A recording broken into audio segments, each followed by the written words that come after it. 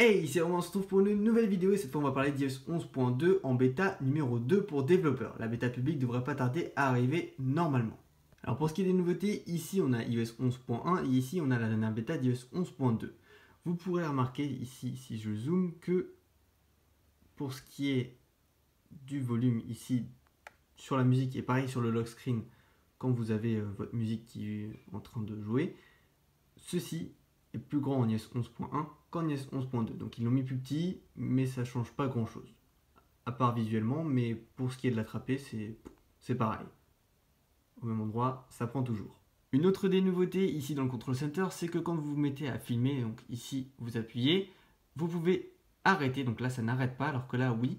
Pourtant j'ai appuyé en même temps et là ça s'arrête ici. Donc si je veux arrêter et que je veux annuler le fait d'enregistrer, je suis obligé quand même d'avoir une seconde d'enregistrement dans ma pellicule, alors que là-bas on peut tout simplement l'annuler. Et ça c'est un bon ajout de la part d'Apple. Aussi il y a autre chose, c'est que quand tout simplement vous filmez comme ceci, que ça commence à filmer et que vous allez vouloir l'arrêter.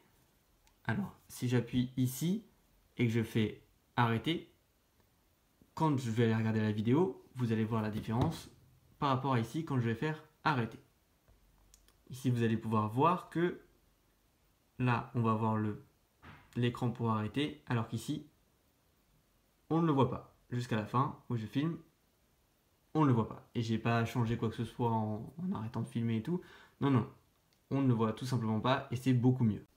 Aussi maintenant quand vous cliquez sur la notification comme ceci, donc moi je fais ouvrir, ça va vous ouvrir directement la vidéo en question que vous venez de filmer et vous allez pouvoir juste appuyer sur play. Alors que sur iOS 11.1 et les anciennes bêtas d'iOS 11.2, quand vous appuyez sur la notification, ça vous ouvrait l'application photo dans l'album de toutes les photos et vous deviez sélectionner la dernière vidéo que vous venez d'enregistrer.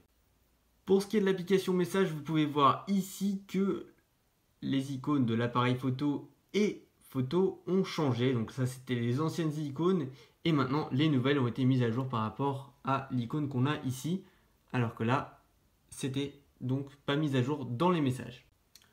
Pour ce qui est de la batterie et des bugs du clavier, il n'y a pas d'informations par rapport à ça. Donc moi j'avais plus le bug du clavier et je l'ai toujours pas, il est toujours pas revenu.